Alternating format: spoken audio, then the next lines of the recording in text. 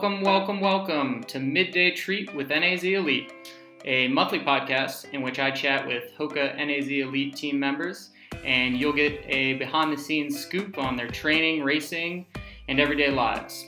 I'm your host, Eric Senseman. You can find our monthly podcast on SoundCloud by searching Hoka NAZ Elite, and you can learn more about the faces behind the team by visiting their website, nazelite.com, their Facebook page, Northern Arizona Elite, or their Instagram and Twitter, both at NAZ_Elite.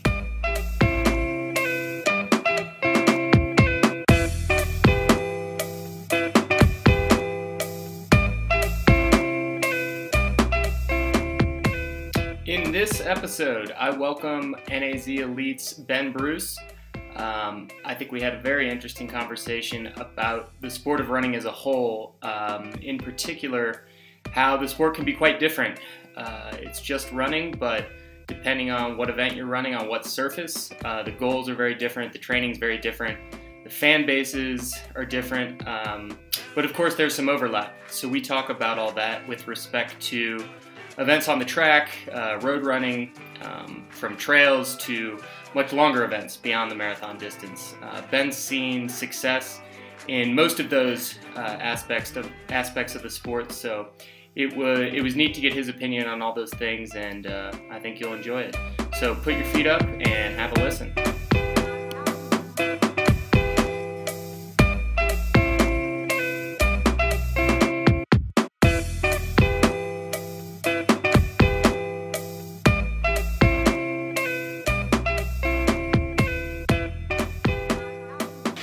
All right, this month I'm happy to join Ben Bruce on the podcast. Ben, welcome. Thank you. Yeah. We will discuss today, a little bit about Ben himself, but on a more general topic. We're going to discuss the differences between track, road, trail, ultra.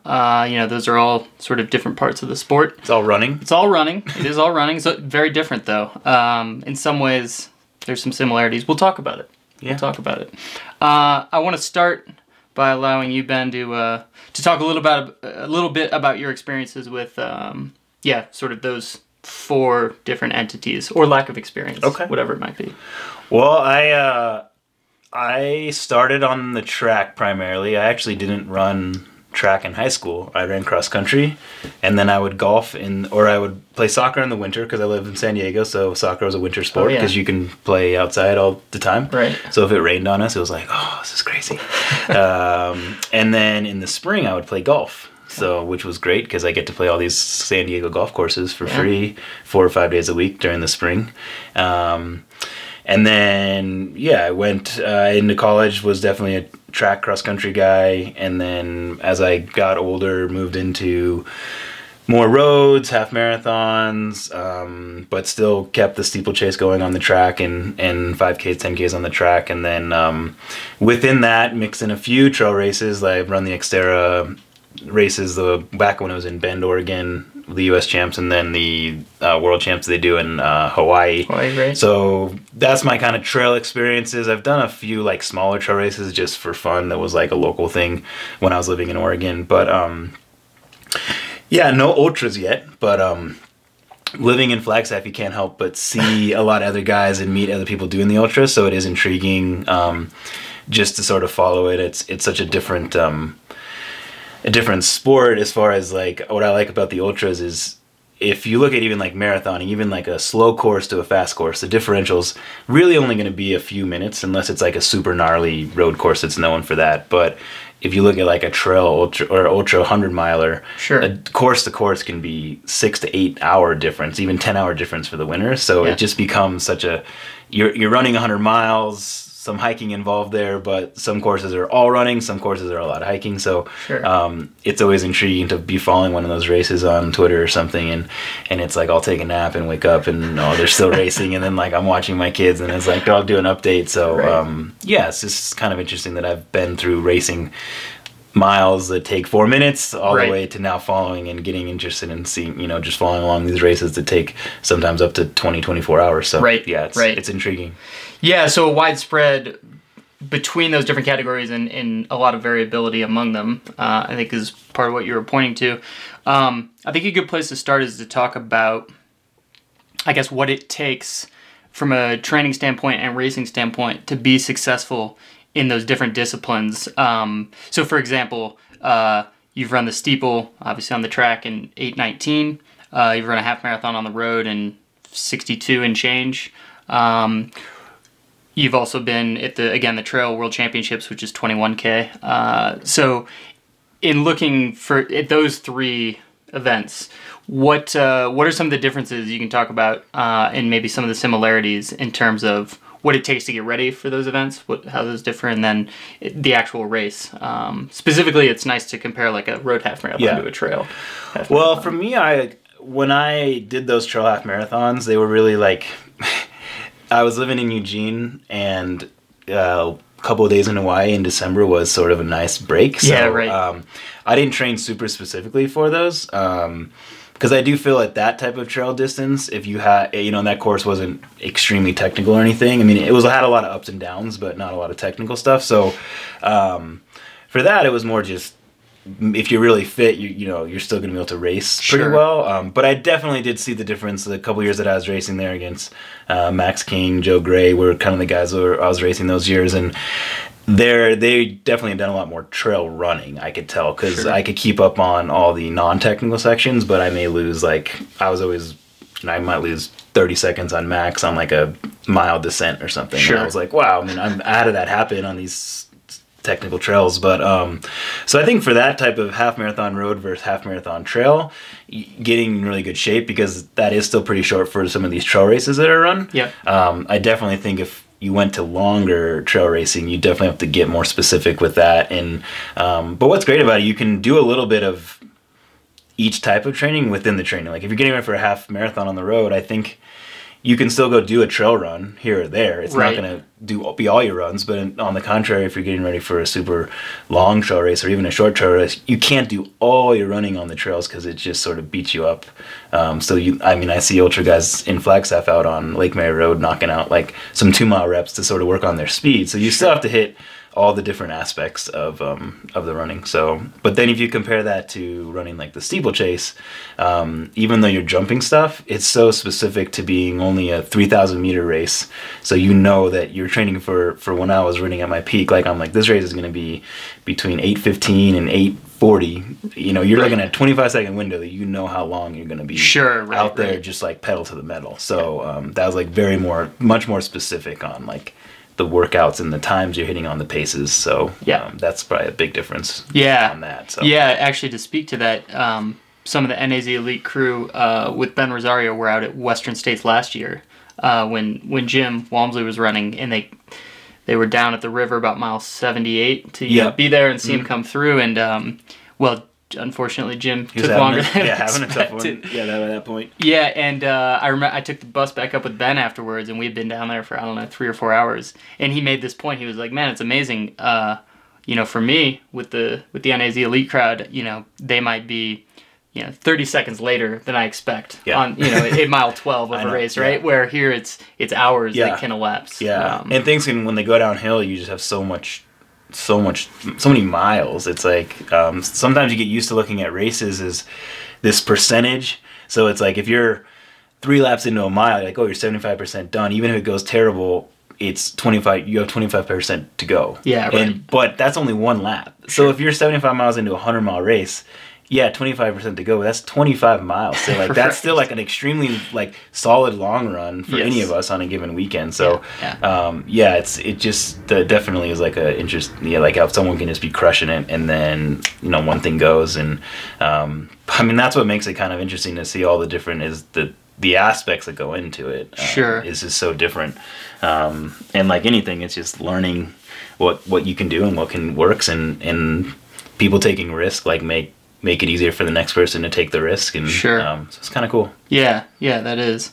So when it comes to the sport, obviously the money, the media, that sort of thing is more on the track and road side of things, and more significantly so. So I think those performances are what are looked at with more scrutiny and kind of given more Well, yeah, attention. So it's hard to compare performances across disciplines, even within the sport of running, for reasons we've mentioned. The different events are quite different. But in your mind, can you look at performances in different sports and kind of say like, oh yeah, those in my mind are all like equally impressive, or do you think that's a difficult thing to do? Yeah. Speak to that. Maybe. I know what you're saying. Like, I think it's the longer a sport has been around and the more good people that have gone to it starts giving it more credit. And I think if you look at the marathon, that distance now, it's very popular. And when the running boom hit in like the 70s, people started running more, and you see like not only the world record but masses and the sub elites, all these times it started coming down because people were putting in more training. And so back when the world record was like 2:25, it started like coming down quickly, and because people were still like exploring that distance. And I think in the ultra world, the trail world right now, we don't really know where that scale is. It's become more popular. There's definitely been people with good track credentials moving to that. And so these records are being broken all over the place. And I think to like really answer that, you'd have to be able to like go like 20 years from now and see like, did the records keep getting broken, or like some of these records are still around, and then you can really justify that performance as incredible. Right.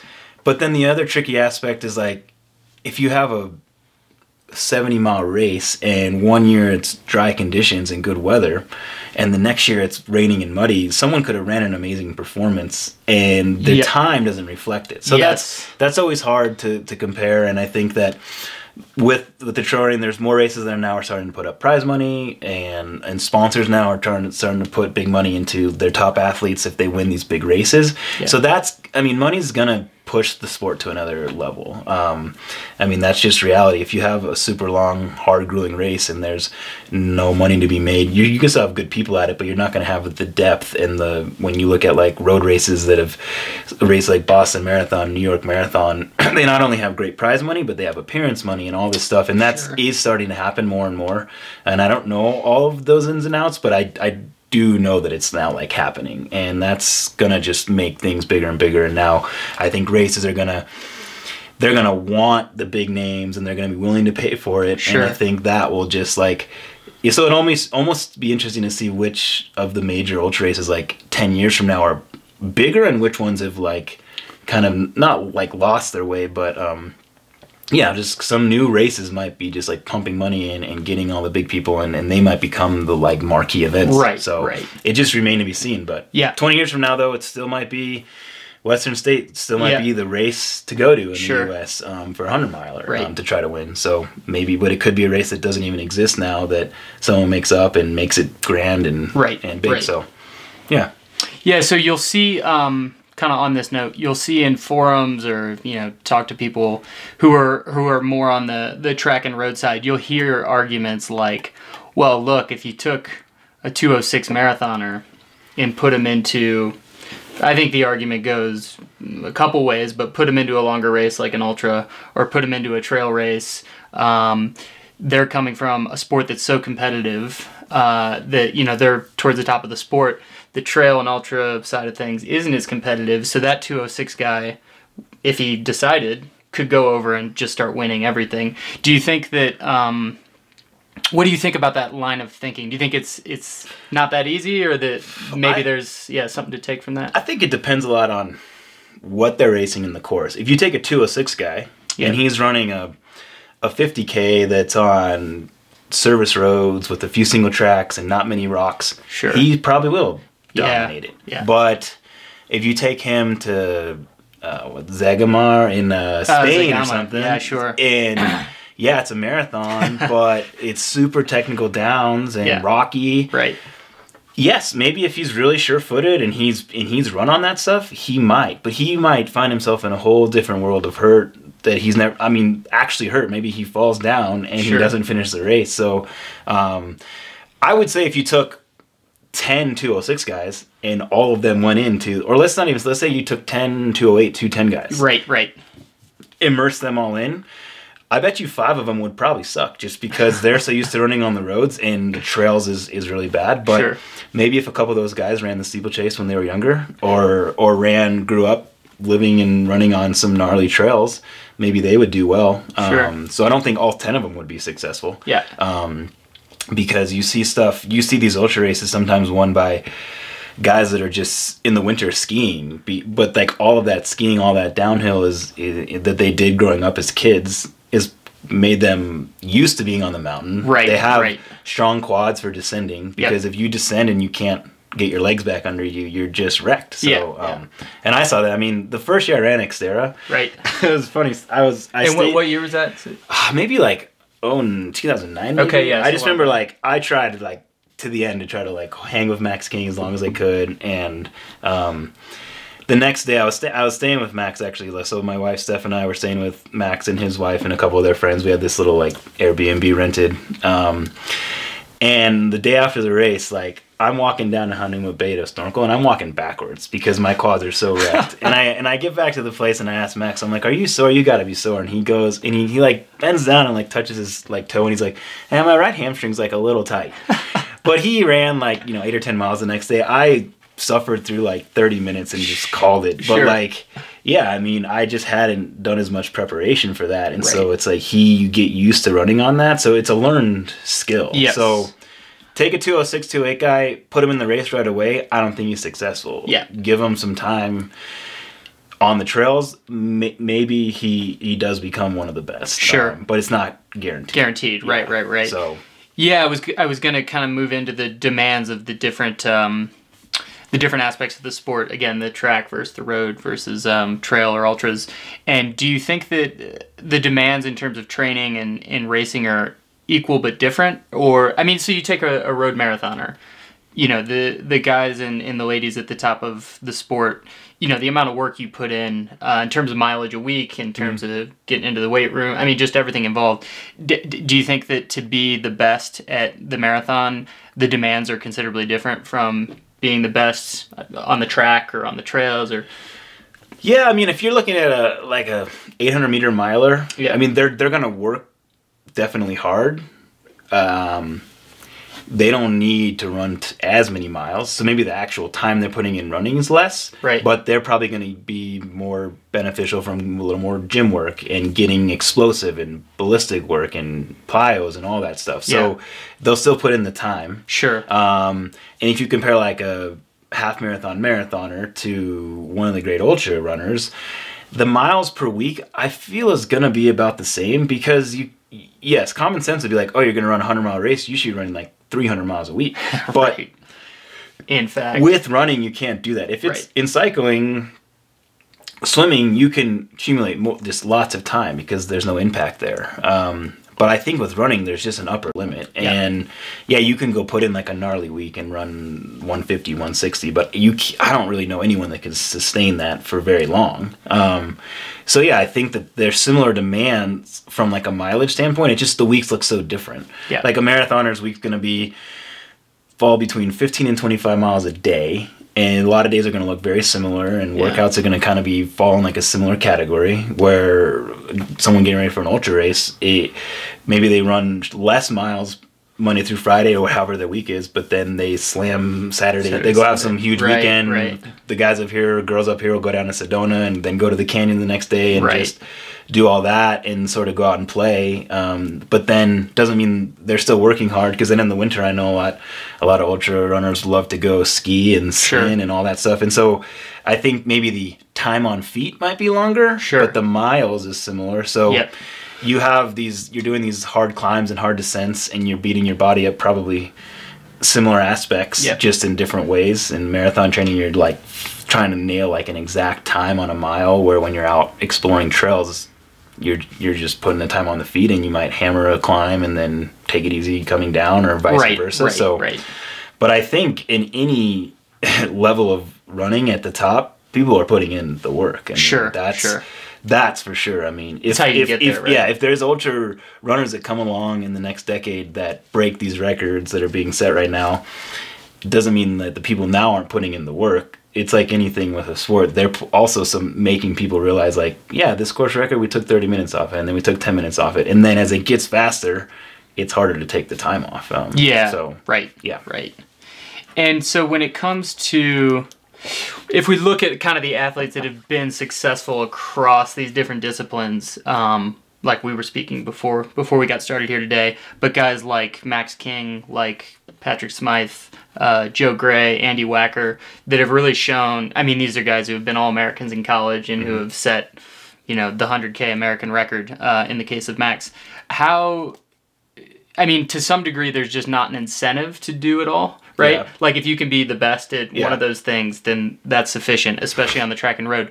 But do you think those guys are extremely unique, or do you think we see so little of that just for the reason I mentioned?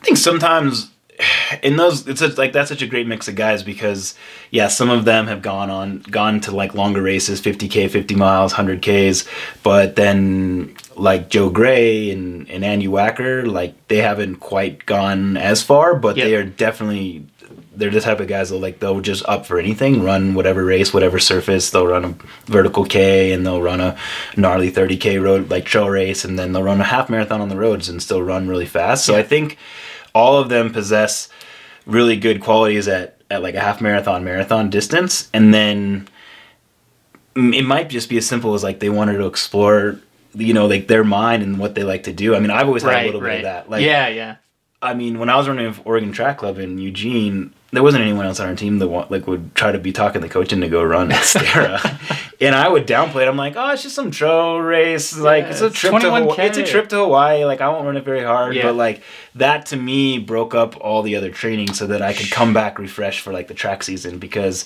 if I focused on trying to run the steeplechase like the full year, it was just so much of focus on that. So I think that, I mean, those guys are a group that just wanted to kind of explore that, and they like to go venture out and try new things, and so I mean, they obviously were very good at before they moved to that stuff. Sure. But, and I don't know. I mean, I know a lot of them personally pretty well, but I also don't know what their reasonings were. So I don't want to speak that just because they were right on the cusp of I've run 103 in the half marathon, but I would like to be running 101 if I want to try to win the national championship. Sure. So they're like, I'll just move on to something else and try to be the best there. Right. Or if they just wanted to move on because they wanted to move on. And move on is not the right word because they still occasionally come back. Yeah. And I think that's good for them because I think if you go into one thing full time, I think it hurts you. Like if you're like, all right, I'm only a marathoner, I'm going to run 2 or 3 marathons a year and that's all I'm going to race.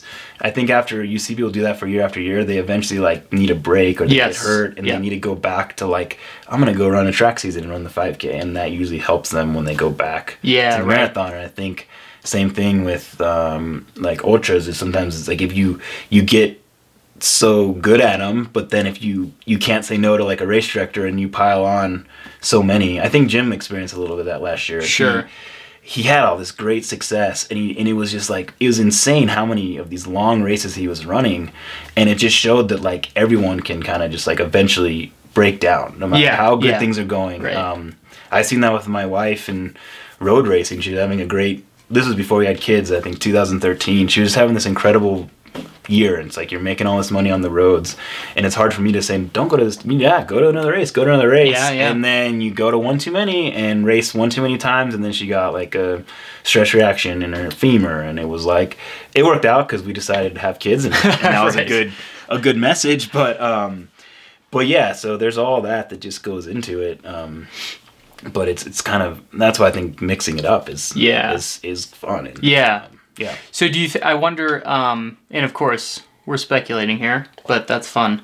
It is fun. I love speculate. The old scientific speculation. That's right. The armchair. We're gonna armchair this. Cool. But my question is, if you exclude, I don't know, the men and women at the very top of the track and field and road world, because I assume they'd have no. They wouldn't have a strong enough reason to move on to other things or to try other things. But as more money gets into the trail side, as more money gets into the ultra side, do you suspect that that competition will come sort of as a result. Like you'll see more guys who are 103, who are 213, 215, whatever, that'll start saying, oh, there's an opportunity here. Maybe that's worth exploring. Maybe, and I think even with, even if the money takes a while to get there, I think it's already happening because it's getting a little more public, and it's becoming, I think there's more races out there now that are becoming like ultra races versus just like completion. Right.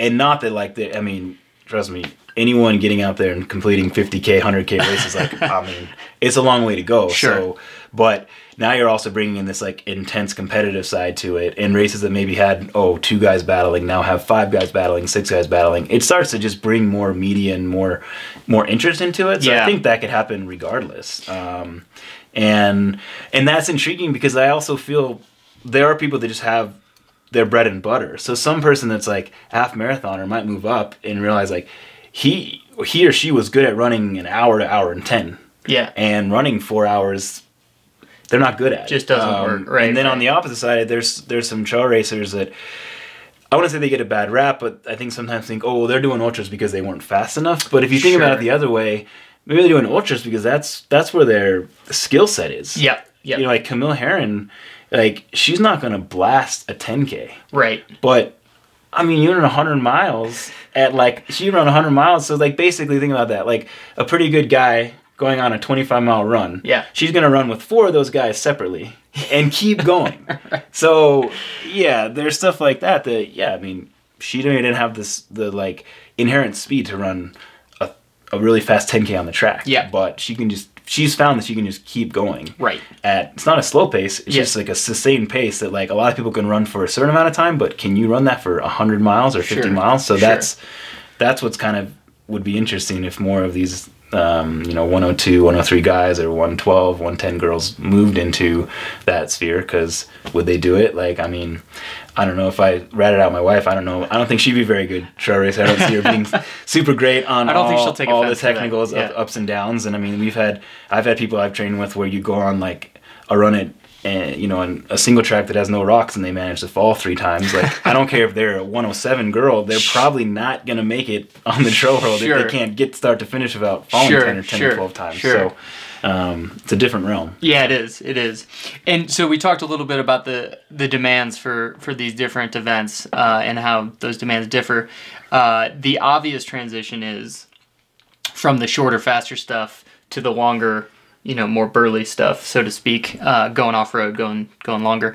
How difficult, just from a demand point of view, do you think it would be to do the opposite, to go from a guy or a lady who's running 50 miles on the trail, 100 miles on the trail, 50K, whatever, back down? Yeah, like to become I think half marathoner or marathoner. What's hard with that question, like I don't think many people just have never run, wake up and decide I'm going to go run 50K or 50 miles or 100 miles. Much smaller pool. So I think, most people gradually get there and then they catch the bug. I think if you ask a lot of people running 100-mile races, in the back of their mind, they might not have set out to immediately run a 100-mile race, but they did like a 30K trail race and they're like close to them, and then that went to like, I'm gonna do a trail marathon, and then I'm gonna do a 50. And like it's the same thing with road racing. You kind of make the steps. So I think people usually that end up they just keep moving up, and if they either see success or they see enjoyment, that keeps them wanting to move up. Right. And then I don't think many people break into that top echelon on like long races without coming or trying out shorter distances first. Sure. But and that's just natural. Yeah, and it could.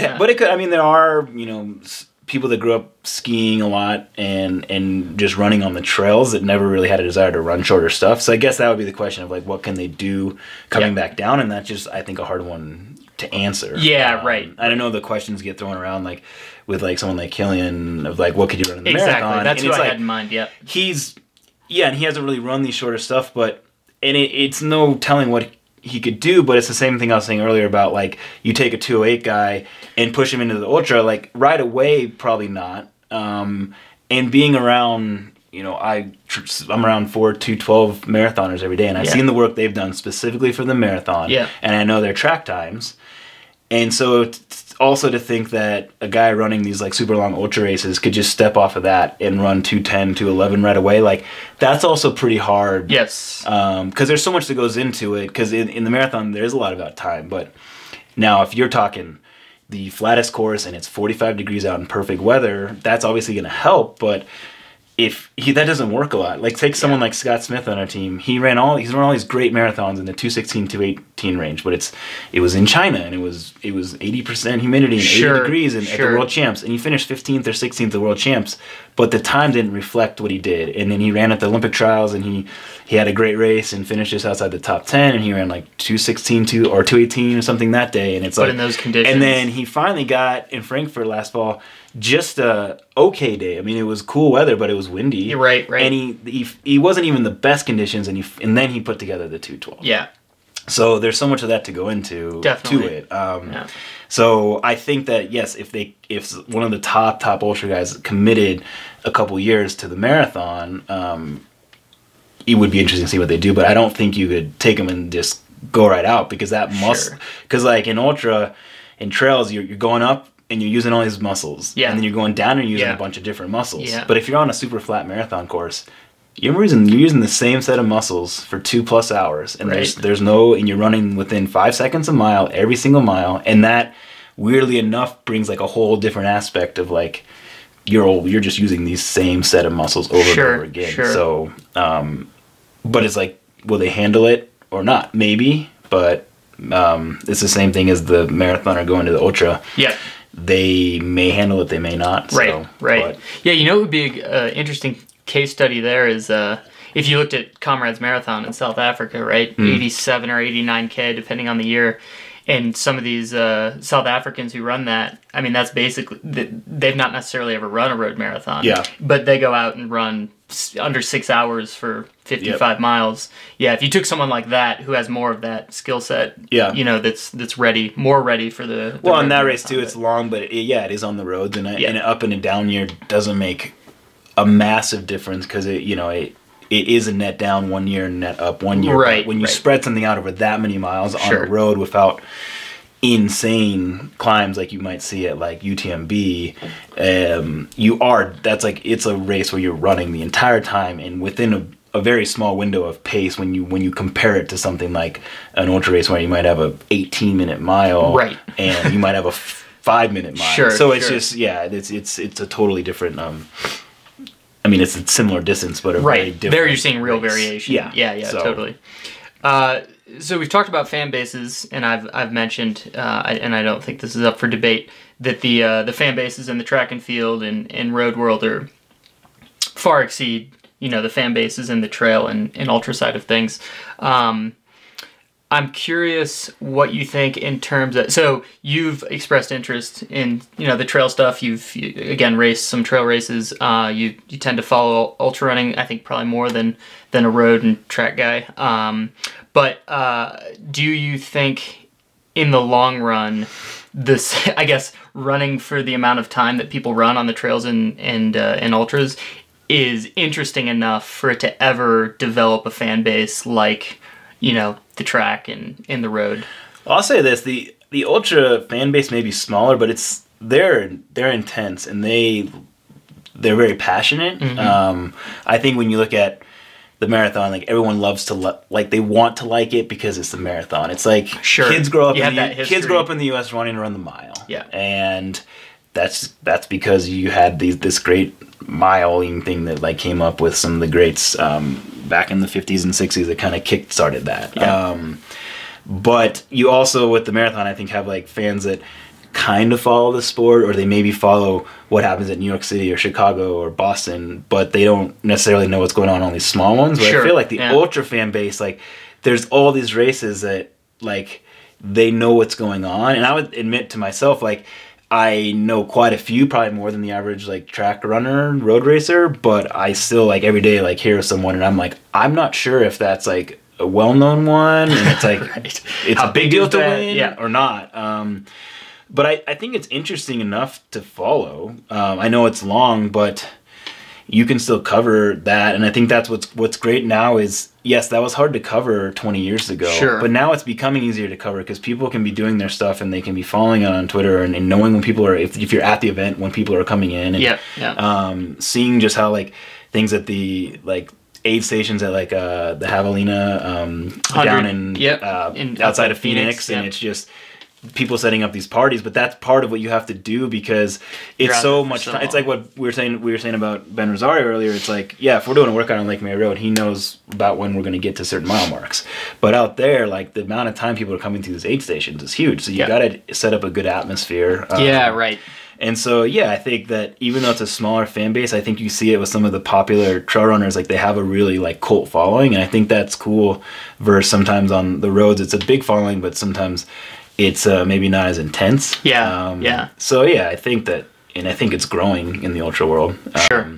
And I think one limiting factor with it is ultras they're on trails mostly, or, like, limited areas where you can't have 40,000 people. Right. In the race. No I mean, question. unless you had a wave start that went on for 48 hours. You just can't do it where New York City can do 3 waves starting over the Verrazano Bridge and have people on both sides of the bridge, top and bottom, and like the course that doesn't merge till 3 miles and all that stuff. Right.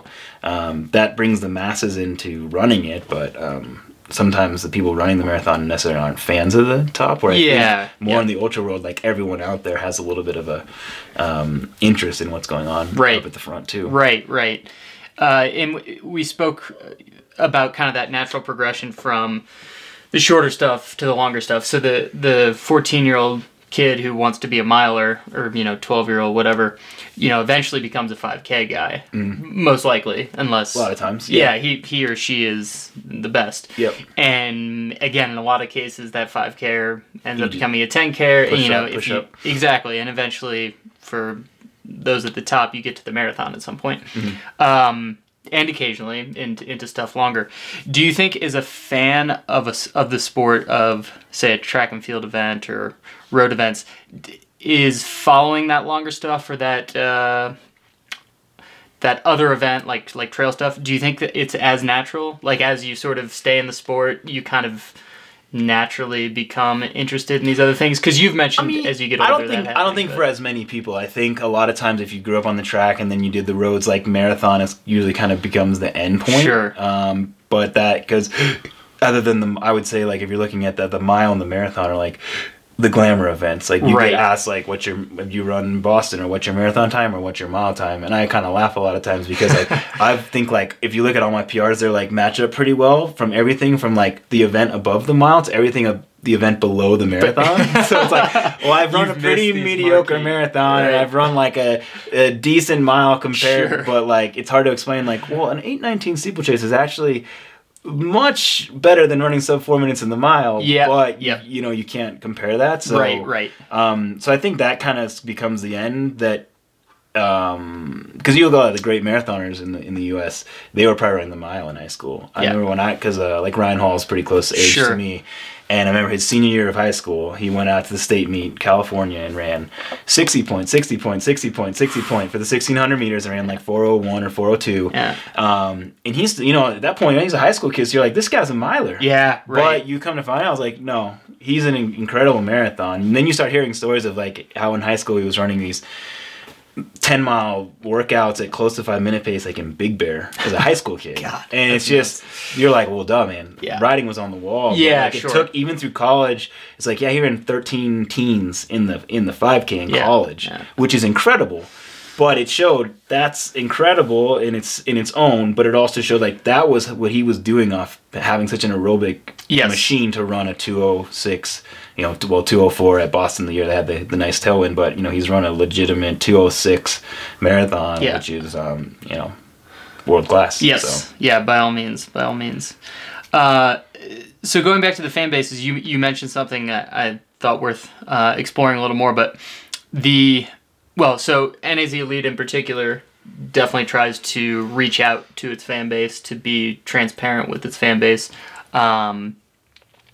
But like you said, it seems like on the track and road, those connections maybe aren't as Strong, I guess, for lack of a better word, is what you might see in the trail and ultra running I would world. say they're. That's right. I would say they're strong. I just think that there's slight differences in, and maybe it's part like when you're at a trail race, like everyone's kind of there for the entirety. And sometimes at road races, there's a half marathon and a marathon going on, and some of the half marathoners finish and leave, and they don't even stick around. Sure. And not every ultra finisher that finishes sticks around, but when you see the atmosphere of like UTMB, it's like this. Every finish of every race, the whole town is just there's people everywhere, and I think that's that. I mean, I think with NAZ Elite and everyone on our team, and we have a lot of interactions, and I think that is a great testament that we have been sharing things, and the people like are starving for that. Like they want to see what's going on, and they want a little inside scoop into things. Sure. And that's not everyone's cup of tea. I mean, not some groups don't like to share the details, but we do, and I think we have great interactions. And I think the bottom line is if you are approachable from fans, then you'll have great interactions with fans. So I think it does also rely on the person of the group too for that type of fan base. So. And so I guess do you see the road running and track culture as more I don't want to say secretive, but the guys and women at the top and the top coaches have more reason to withhold more information than maybe on the trail and ultra side of things? Just from a competitive I could standpoint? see some people's reasoning for hiding stuff, but I always believe in this, like, if I share my training with you, unless every single tiny detail is there, and you listen to every detail, it doesn't really matter, because for one example, we live at 7,000 feet. If people have never trained at altitude, or they don't know about altitude, they might see a workout and be like, oh, how bad is altitude? But it's also shown time and time again when like Kellen and Steph getting ready for New York last year, they're running 550 pace for workouts at Lake Mary, and then they go and run 535 540s. I guess they ended up 543 average in New York, but New York's also like a tough course, so they run several 10 seconds or so faster per mile on a tough, not an easy marathon course, on not a super day. And so like those things showed, but so it's like if I share my training, it's like how do you convert that if you're living in LA, absolutely, running your runs on the beach, or you're doing your runs on hilly terrain. So I know when I like another example of that, like in college, where I went to college, Cal Poly San Luis Obispo, we ran up in the hills and cow pastures and up on railroad tracks. So our long runs, maybe a 15-mile long run takes us hour 45 in college, 7-minute pace roughly. But then our rival school, Santa Barbara, they're doing a lot of their long runs on like the bluffs or these flat bike paths by the beach, and it's still a long run, still training, but their long runs might have been 10 minutes faster over 15 miles. Sure, right. Similar training, so it's like if we went out and tried to run 620 pace on our runs, we'd probably run ourselves into the ground. So unless every single detail is put out there, I don't see a problem with sharing some stuff. I mean, if you say I did 10 times 467, I mean, did I take a minute rest? Did I take 4 minutes rest? I mean, and what did I do the day before? Did I have an off day? And what did I do the day after? So it's, and then like I said, if people don't want to share it, they don't. I mean, everyone has a story they can share. Or whatever, some runners don't share anything in their workouts, but people love to follow them because they think their dog's cute or something. I mean, and then from the fan base side too, because some people oh, this person always posts about their cat, and some are like, I love them posting about their cat. So I think you just have to kind of put out what you want, and the fans that like what you do will like you, and that's what. There's a lot of characters and personalities to go around, so it's fine. That is fine. That's fine. Yeah, it's fine. It's okay. I was recently told while I was on a podcast, by the host, that their opinion was, well, they've begun interviewing more ultra runners than they intended when they started the podcast. It's more of a, we're just going to interview runners, so they do. Track guys, road guys, whatever. And they said they naturally just began to interview more ultra runners because they found that the personalities were more interesting. So it seems wrong to just make that generalized claim. But I guess my question to you would be, in kind of having a foot in both worlds to some degree, do you think that's necessarily the case, or do you think that road marathoners are just more focused, and so they're not going to sort of be let as much out? I don't know. I think that sometimes, if you're running a lot of I don't know. I don't know the answer to that fully. Yeah, sure, but sure. I think that, to your point, I do think if you group things in like classify people as a group, I would say if you took a bunch of ultra runners, there is going to be some more personality and like interesting thoughts, because I think sometimes they're still exploring some training, and and one person's training is going to look super different, and some of the stuff they do is totally gnarly or not traditional. And someone's like Rivers, Thomas Rivers, that lives in town. Like last year before Boston, he finished 16th, which was like no one would have picked him to finish 16th. But he was running down Snowball like the weeks before Boston Marathon, just like all this crazy downhill. Right, so like 2,000 feet of descent. We want to do Kellen and Scott, or Kellen and Scott getting ready for Boston right now. They're doing a lot of downhill, but it's to like a plan, like a meticulous plan. So I don't know if sometimes that meticulous plan goes off on the personality, but I think also sometimes people maybe have these personalities, but they like bury them because they're trying to like, because sometimes you go to a track race and they're like, here's the pacer, they're going to run this exact pace for this amount of laps, and then they're going to step off, so everyone kind of goes into like robot mode to try to run fast. Yeah, that makes sense. Where then like an ultra race is like, well, you got this guy that's training in the Alps, and you got this guy that's training, no one really knows what's going on, and the race goes off, and it's like someone might go out and run 5 minutes the first mile of a 50 miler, but then it might go out and everyone's kind of jogging and seeing who's going to take the lead. So I think that leads to a little more personality in it. And I think the atmosphere of it, that you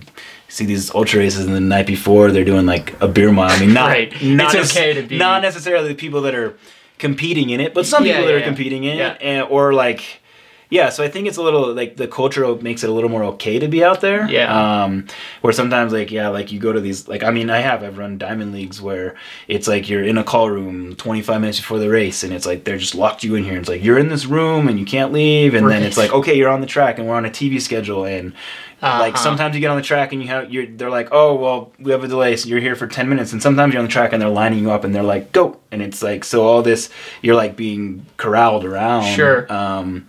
So I think that can lead a little bit to the culture, and I think you look at when people are watching big track meets on TV or the Olympics, everyone just assumes that they're like almost watching robots, where like they do have those people do have nerves, and they might have been super nervous before the race. They have lives that go on, but it kind of it's been played over the years that it's like, oh, they have like no emotions and no feelings, and they go out there, but I mean there is a lot in there behind all that. Right. So. But I think that there's still a lot of great track personalities out there, but I think sometimes it can be limited. And I think when you mentioned about the culture, it could be big, because I know there's been stories where some sponsors of track athletes have like even almost tried to curb people's, I think, natural personalities. Like someone makes a funny video throwing snowballs with their friend, and the company's like, well, that's not really like the professional life we want putting out there. But if that's that person's personality, they're probably going to run better by making those dumb videos and being happy. Yes, of course. And they got hurt making some stupid video. Everyone will feel terrible. But I think if you limit someone too much in their own life, and they're not happy, they're not going to race well anyway. So, You mentioned something I think worth going back to with respect to Tommy Rivers, who finished 16th at Boston. I guess it was last year. It was last year. Yeah. And you mentioned how his training was maybe not traditional. Yeah. So here's a question with respect to ultras. I think there's a lot of just unexplored territory. So you don't have these I guess pretty specific like formulas to get to the result you want. Do you think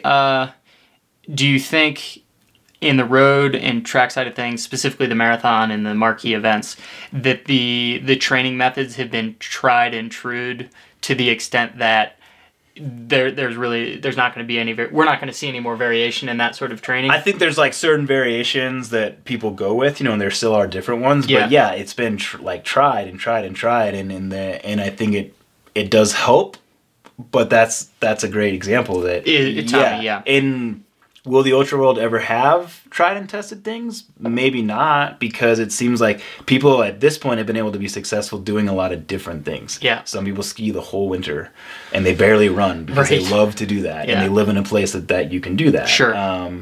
I mean, have we seen a lot of success of ultra runners generally training at altitude? Yeah, but there are still some good ones that don't train at altitude. Definitely. And so I think that almost your point about the eclectic mix, that because there's more exploring going on, it's sort of like, yeah, I just did this and it worked, it didn't work. But then it's like when you get into having these exact splits, and I think, talking with Coach Ben Rosario, like how we sometimes can get too much into that. So for like a great example of the workout the team did today was, we kind of went back to like it was like a newer workout that wasn't exact and had like the first tempo was downhill where we didn't know what to run. Sure. It was kind of like an estimate. Yeah. And I think that's so much more in the ultra right now of like Definitely. An estimate of like, I'm going to go run for 3 hours and try to get, 10,000 feet of vert or something and just go up and down, or I'm going to just go run 20 miles on a road straight out and just see how fast I can do it and kind of mix it up. Yeah. Yeah, it's almost like you see more of that as you add variables, right? Yeah. Like you would almost never see that in the case of a 100-meter track runner, right? Right. Like nothing of that nature. But as you get further away, yeah. And I think you can almost be more successful at the longer races with different types of training, because when it comes down to racing, those super long races, the person that could be in the best shape and the most ready, like if their stomach turns on them and they can't eat, they can't get to the finish line. Right. So, and that can happen in the marathon. Sure. Sure. Yeah, to an extent. But then even like at the half marathon, it's almost, you can get a cramp, but like from a fueling standpoint, for the top athletes, like unless it's super hot, super humid, you don't really need to fuel during the race of a half marathon. Like if it's 55 degrees out and I'm running half marathon, I won't take anything. Right. I may grab a cup of water and throw it in my face if I'm hot. But you just don't need it. Yeah. But when so there's a lot more that goes into it. But because of that, almost like a lot, in a way, like less thinking. It's like we talked about earlier, like the hard work. Everyone's working hard at all the different disciplines, but it's almost because how unpredictable. It's like the longer the race you go, the more unpredictable it is. So almost it's like, well, you might as well make the training more unpredictable too. That's a good point. So, you're just mirroring. If you're running a mile on the track, you know exactly. So you're going, we're going to do 8 quarters at mile pace of a minute rest, and this is going to be a great workout. But in a long race, like, well, you could be in great shape, and things could go terribly wrong. Yep. So, or you'll be depleted towards the end, so you should not eat for 20 hours and go run in training. The 7-minute mile at the beginning that felt super easy, you would pay $100 to do one of those at the end. And you're running 9:30, and that's just pain, So, so it was recently announced. I think we'll wrap up here. Recently announced that you will be joining the ranks of Coach Ben. There will be a second Coach Ben. Yeah, that was part of the prerequisite. Ben, you have to be a Ben. Yeah, that makes sense. Well, I'm curious, given the topics we're covering today, if as a coach, and I know you have experience previously, not outside of NAZ Elite, but wait, is that true? You've done some coaching. Yeah, a lot of it's kind of like my running. I've coached like lots of different levels. Yeah. Okay, that's what I thought. Do you think you're in a position, given the different events that you've competed in, given some of your interests, like being intrigued by the ultra world, do you think you're in a better position as a coach to kind of use all those data points and as a result maybe have a little bit different type of training than is traditional, or than you might expect from just the hard line like track coach and that's all he's ever done? Do you think that's beneficial? Like, where do you see that playing in? Yeah, I think two things. I've had some really good coaches in my own career at different levels. My junior college coach, Manny Batista, was he not only coached us, but he taught us about coaching. And then when I went to Cal Poly, Mark Conover, he's 1988 Olympic trials marathon champ. He was kind of like an old school, like, you train, you get fit, don't worry about the specifics. He had workouts 80s. That he did. That we did every year. It's like you almost could predict what we were going to do. Sure. And I saw how that could work. I saw how that didn't work for some people. And then I went to Eugene and was with Mark Rowland, and he came from such a great track background. He was a bronze medalist in the steeplechase, I think in Seoul. And so I got to see this great steeplechaser who joked that he didn't even like to coach the steeplechase. He preferred to call the mile. He actually said the steeplechase is a dumb event. He doesn't know why he ran it. Interesting for a medalist to say that. And then coming here and being coached by Ben Rosario, and he came from like a Hanson's type of background, of very marathon based. So I've seen like a coach training world-class 800-meter runners, and then to come here and see the success in the marathon and like kind of everything in between. So I think that has helped. And then also like my own coaching experience, like when I graduated Cal Poly, I stuck around for a few years and was a grad assistant, and my primary role was to coach the steeplers because Mark Conover didn't know much about the event. So, Sure. So he did all the workouts and wrote all the workouts, but I focused on, working on their techniques and we're in the breaking down of how to run a good race in the steeplechase. Right. So yeah, I mean, I'm excited to go into this role, and I've already been in the role for, this year as the assistant coach of the NAZ crew. And it's kind of like a good stepping stone for me because I'm 35 and it's like Father Time eventually catches up to everyone. I still feel like I have years of my own career left, but it's a great way to transition into like something that I know I'd probably eventually go into. And it's a good mix because Ben calls all the shots, but I can give him a outside perspective, and he can call me versus having to probably talk his wife's ear off about training she might not want to hear about. Jen loves talking about running all the time. Yeah, so, and I see that the amount of times we have talks now probably makes me realize more how much he probably ran stuff by Jen. And but yeah, it's exciting because I also have, such an investment in all these guys and girls on the team. Certainly. It's my wife and the guys that I've already trained with for all these years, and I will train with again. Right. And these incredible women, and then there's also this transition where someone like Alafine and Footsum, who are newer to the team, they come in and it's like they know me as a coach from the beginning, kind of. So right. I think it'll be exciting with the new people coming in that they'll come in and they'll be like, oh, there's two coach that beds. dynamic's there. The dynamic's there. But I still feel like that mutual respect with the other guys on the team that I've trained with, that's like, I think they can understand that, like, I know what they're going through. Same as Coach Ben. He's run great races in his own career too. So it's like, we come from a standpoint of athletes, but we also love the coaching aspect of it. So sure. Yeah, it's exciting for me to be going into this. And I guess if you have two toddlers, why not bring more stuff into your life? I think that's generally how people two do toddlers. stuff. Yeah, it's not enough. It's not enough. Yeah, so I'm kind of the player coach for NAZ Elite. And what do we say? The Babe Ruth of the Babe Ruth of the running scene. Yeah, so hopefully I can get some more home runs left. Although I always believe in base hits, score runs versus hitting home runs. I just read that quote when I was doing a little research ahead of time. That's a good quote. Yeah, it's kind of made it up myself. I'm sure someone said that. Right. It's basically for people. I kind of go by the process that, like, you don't. Not every workout has to be a home run. Yep. And because in baseball, like, base hits get you on base, and base hits score runs, and runs win games. So I kind of like take that process into my own running and into coaching, that nailing one big workout's great, but hitting 8 or 9 out of 10 on a medium high level is good. Yeah, and having a bad one here and there versus like the up and down. So if you always swing for the fences, you don't always hit home runs. That's right. I've taken my swings. Sure. In my races, and I've failed, but I think in the training you have to keep that level head, and I think that will transfer over to coaching because it can be. It's consistent. You have to be consistent. Yeah. You have to be the consistency for the athlete. Right. Because if you get too over emotional one way or the other, good or bad, if they have a great workout and you get so over the top, like, that was the greatest thing I've ever seen, and then they take almost an overconfidence into a race. But at the same time, you got to sort of pick them off the ground when things are going bad, and everything in between. So of course, yeah. But it's good fun. So I'm looking forward to it, and we'll see. Yeah. Good. Well, I've been here with Ben Bruce, chatting about the differences between the track, road, trail, and ultra scenes. We hope you've enjoyed it. Ben, thanks for joining me. Yeah. We'll see you next time. High fives. All right. We should end every one one that way. Yeah, we could do it. Five. Yeah, and then like some chatter after, and then just editing just cut. Slow thing. And maybe some papers like in the newsroom.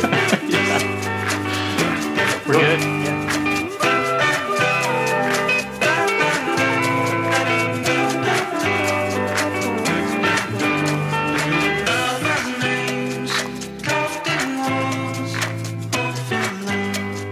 Stop you.